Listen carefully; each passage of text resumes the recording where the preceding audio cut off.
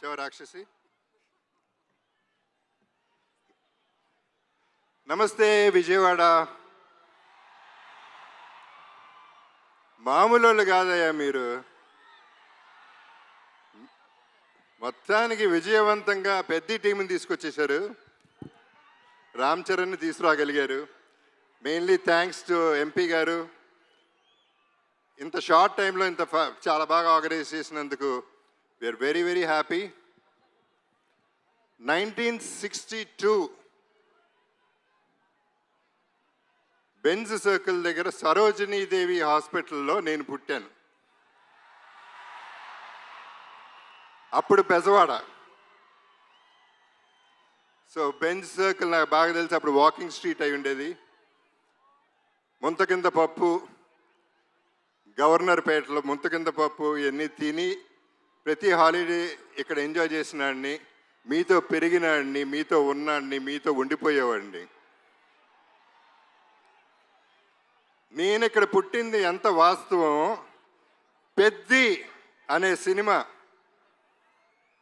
ఇండస్ట్రీకి, డిస్ట్రిబ్యూటర్స్కి, ఎగ్జిబిటర్స్కి, మాకు ఆర్టిస్టులకి, మీ అందరికీ పెద్ద దిక్కు అవుతుంది.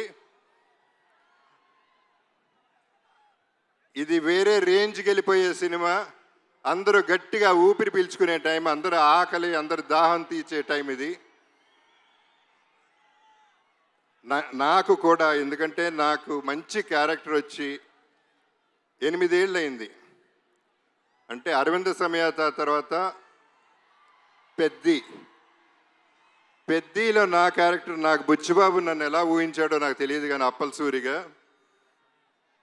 నాకు తెలిసి ఇదే నా బెస్ట్ క్యారెక్టర్ అవుతుంది. సినిమా కూడా బెస్ట్ సినిమా అవుతుంది. ఇక రామ్ చరణ్ మెగా పవర్ ఏంటో ఈ సినిమాలో చూపిస్తాడు. ఏ స్టేట్కి వెళ్ళినా, ఏ కంట్రీకి వెళ్ళినా అక్కడి నుంచి 6 కొట్టాడు. ప్రతి షాట్ సినిమాలో 6రే. మీరు క్యాచ్ పట్టుకోవాలంతే.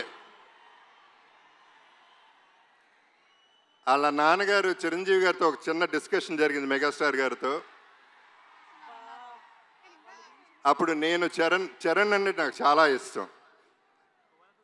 నేను మాట్లాడుతూ ఎంత ఎదిగిపోయాడండి అని చెప్తా ఉంటే ఆయన ఒక మాట అన్నారు, Charan talent wise, career wise, success wise ఒక ఎత్తు అయితే మనిషిగా సక్సెస్ అయ్యాడు. ఒక మంచి మనిషిగా, ఆ మంచి మనిషి, మంచి మనసు నేను సెట్లో చూస్తూ ఉంటాను. కలిసినప్పుడల్లా ఆ చూపులో, ఆ మాట, పిలుపులో కనపడుతూ ఉంటుంది. సో తనతో ఎప్పుడైనా ఏదైనా నేను ఎప్పుడూ రెడీగానే ఉంటా. ఎందుకంటే ఆపర్చునిటీ రావటమే గొప్ప విషయం. తన మనసు గురించి చెప్పాలంటే సాయిధరం తేజ్ ఒకసారి అన్నాడు,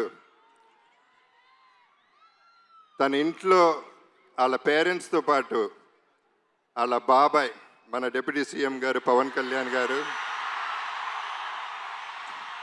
తన కజిన్స్ అందరితో చాలా ఆప్యాయంగా ఉంటాడు.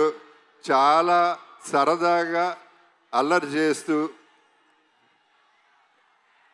కలిసిమెలిసి ఉంటామని చెప్పాడు. చాలా సంతోషం.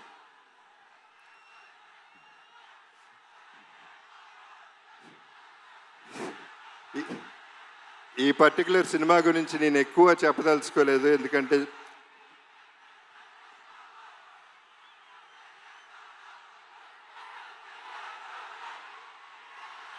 ఓకే.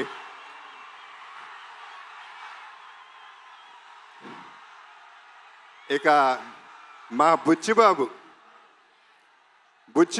పోర్టబుల్ సైజులో, బఠానీ సైజులో ఇంత ఉంటాడు. తనలో ఎంత బుర్ర ఉందో, ఎంత టాలెంట్ ఉందో, అన్బిలీవబుల్ టాలెంట్ ఉంది, అన్లిమిటెడ్ టాలెంట్ ఉంది. Is unstoppable also. తను పోర్టబుల్ ఎందుకన్నానంటే,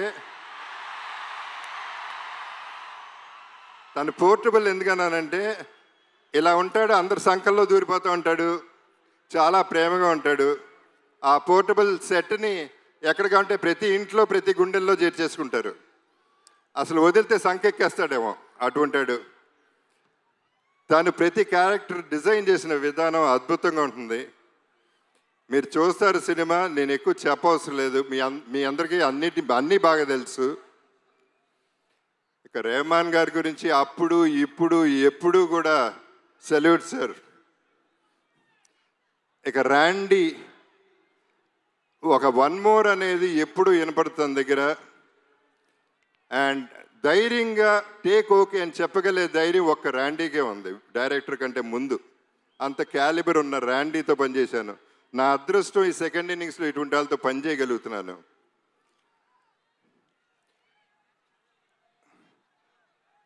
జాన్వి మీలాగానే నేను ఫస్ట్ టైం ఇక్కడ కలిశాను. సినిమా చేశాం కానీ నేను కలవలేదు ఎప్పుడు.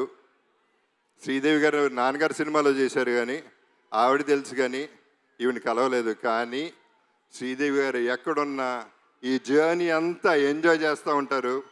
లుకింగ్ ఎట్ జాన్వి, మనందరం ట్రైలర్ చూసాం, ఎంత బాగుందో ఎంత బాగా చేసిందో మీ అందరు చూశారు. God bless everybody. సతీష్ గారు, రామ్ చరణ్ తను ఫోన్ ఎత్తి సతీష్ గారికి ఫోన్ చేసి సినిమా మనం చేస్తున్నాం అని చెప్తే అంతకంటే అదృష్టం ఏముంటుంది. అంటే ఆయన క్యాలిబర్ ఏంటో కూడా మీకు క్లారిటీ వచ్చేసి ఉంటుంది ఈ పాటికి. ఆయన నాకు బాగా నచ్చింది ఏంటంటే ప్రొడక్షన్లో ప్రతిరోజు వచ్చారు, కూర్చున్నారు, ప్యాషనెట్గా సినిమా తీశారు. సో వీళ్ళందరితో పనిచేయటం, I'm sorry if I forgot anybody.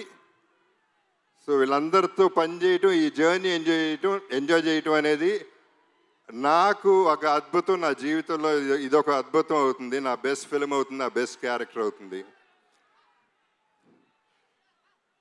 ఒకే ఒక డైలాగ్తో ఫినిష్ చేస్తాను.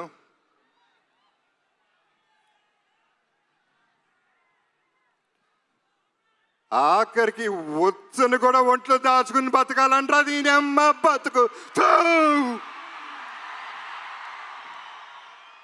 మీ Appala Suri. Thank you so much Jagapathi Babu గారు. Looking forward to see